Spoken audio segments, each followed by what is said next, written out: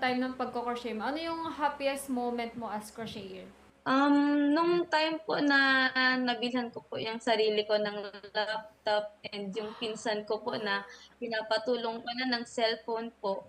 Nung last year po na Valentine's Day, sobrang saya ko po talaga nun kasi parang nun gusto ko pahingiin kala mama pero hindi nila mabibigay kasi wala nga pong pera and nakabili po ako ng event lang po na yun.